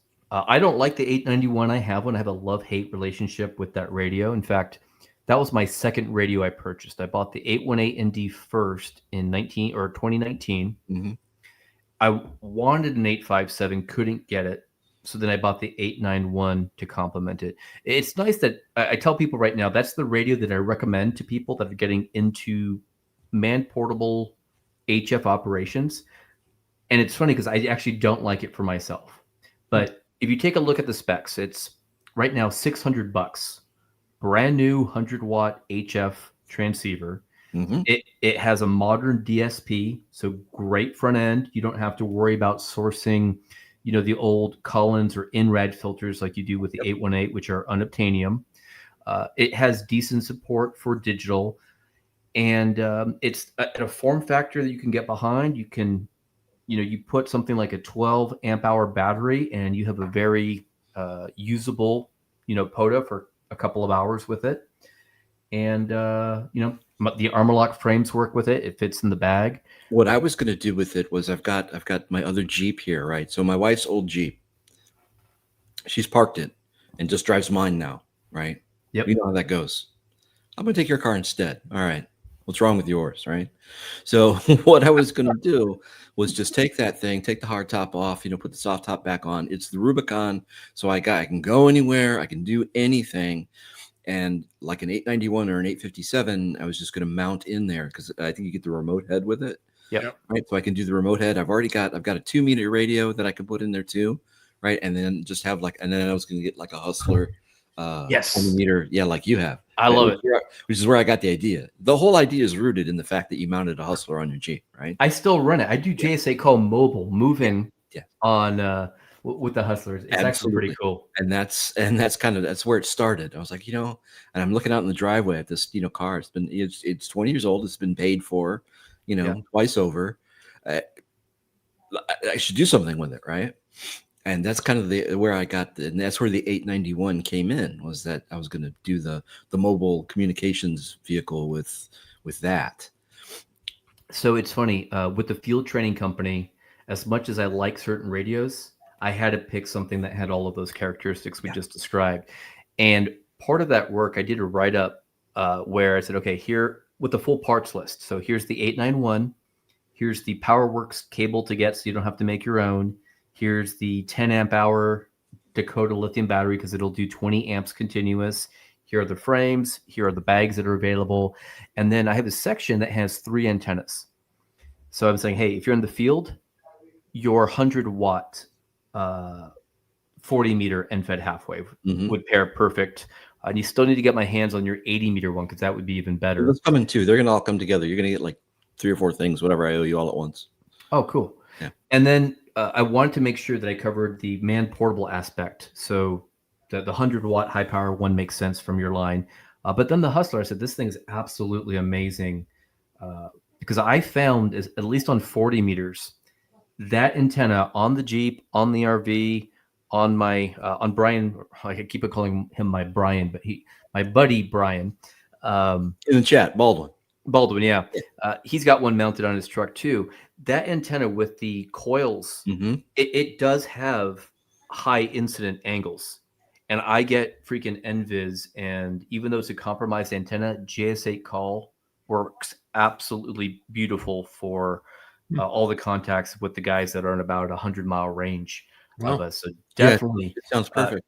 And like with the soft top on the Jeep, I mean, I would have it convertible most of the time, except for winter, right?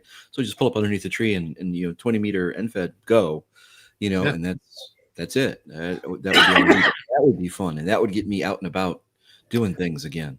So I'll have to send you a video that I did with your antenna and the Jeep, because I benchmarked the Hustler that was mounted on the tailgate with your antenna.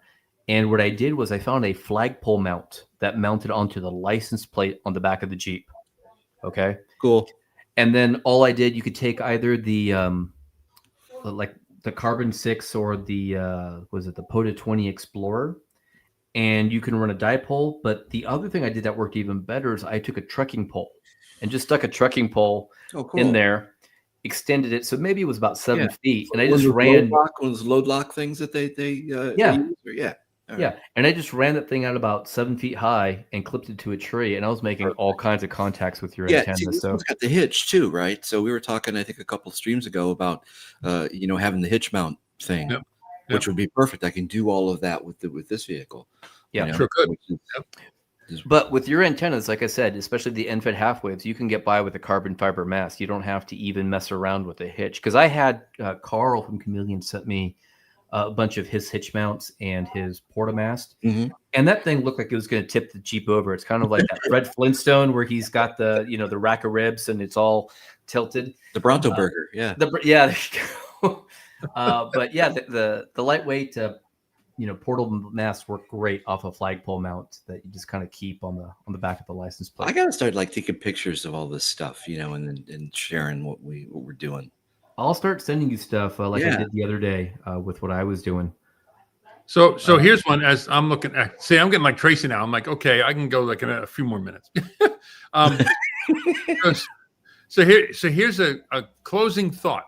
So when I got my doctorate, my uncle and my aunt in California, in Huntington Beach, are both hams, and they sent me a $200 gift certificate to HRO.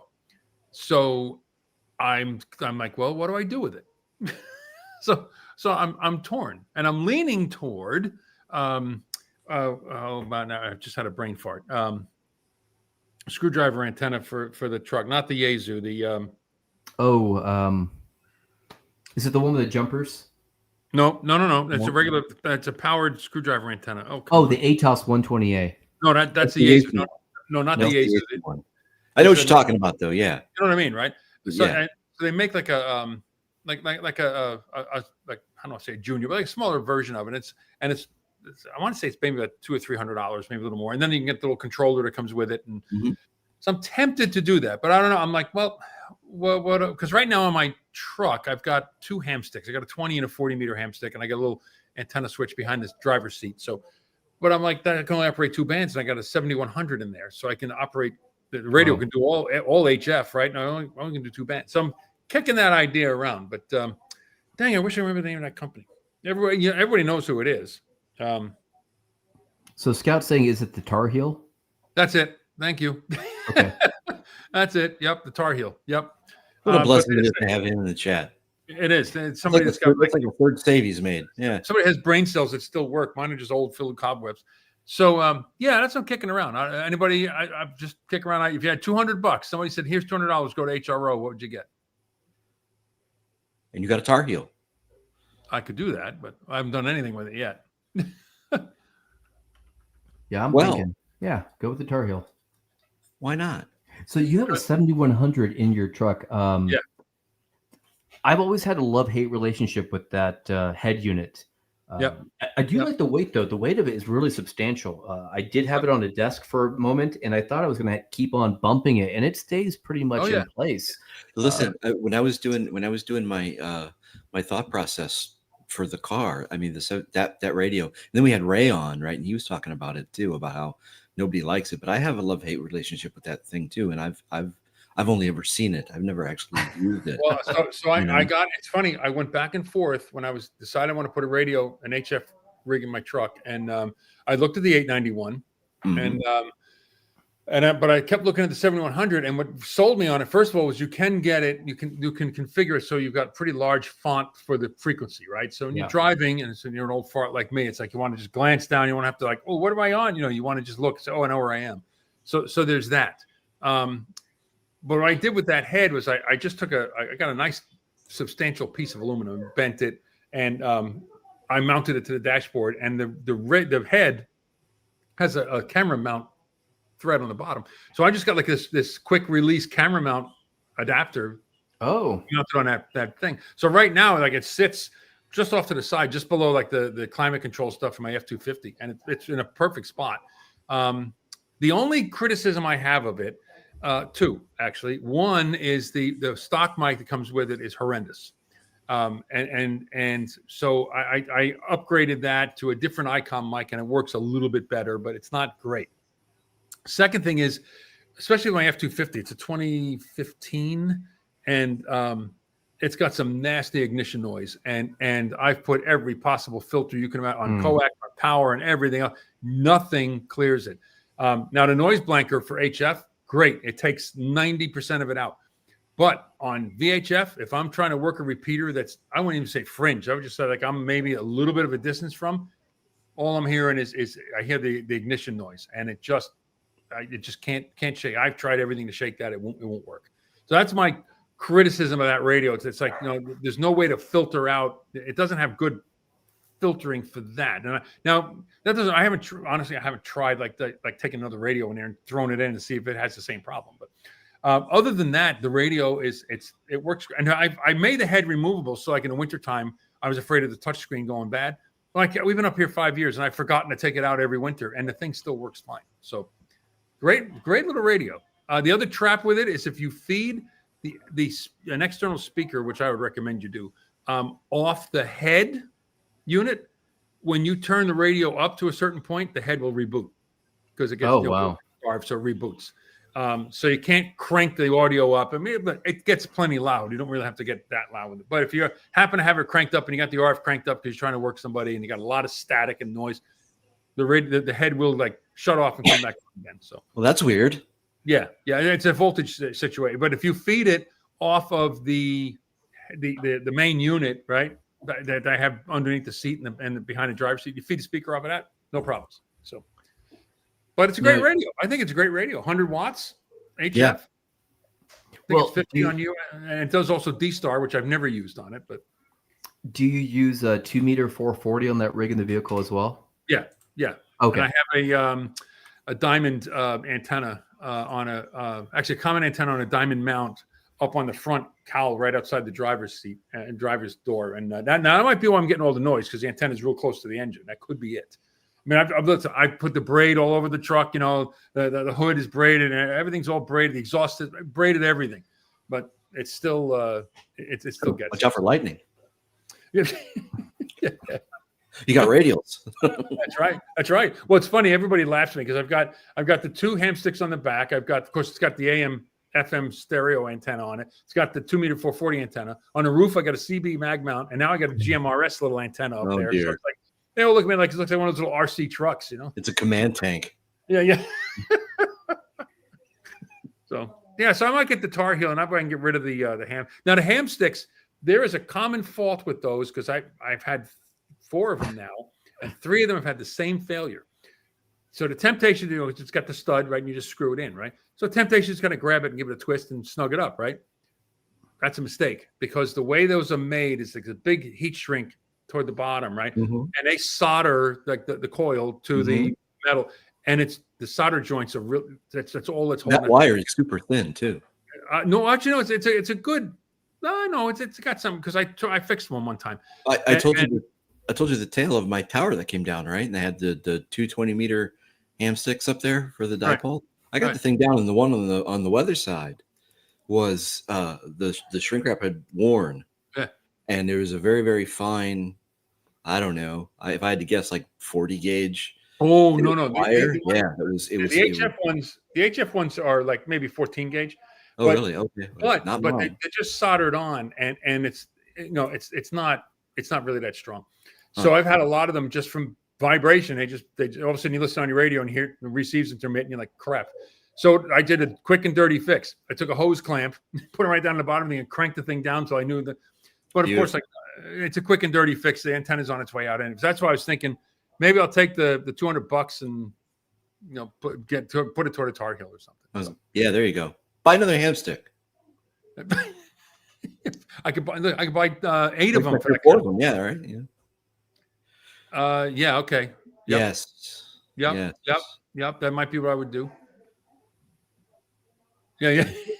That's exactly what it is. Everybody makes fun of me, but I don't care. Well, I could go on all night, but I don't know. Your tank's getting low. Yeah. I'm running out of gas. But anyway, all right. So I'll go for the Tar Heel. That seems to be go for the Tar Heel. Do a video on the install. And what I'm going to do, I'm not going to mount it in the back of the truck. I'm going to mount it like I got the crew cabs. It's got the half door and behind the drive. I'm just going to screw it right onto the top, mount it onto the lip of that and go up from there. Okay. See how it works. See how tall it is, see if any trees I'm going to hit when I'm driving around.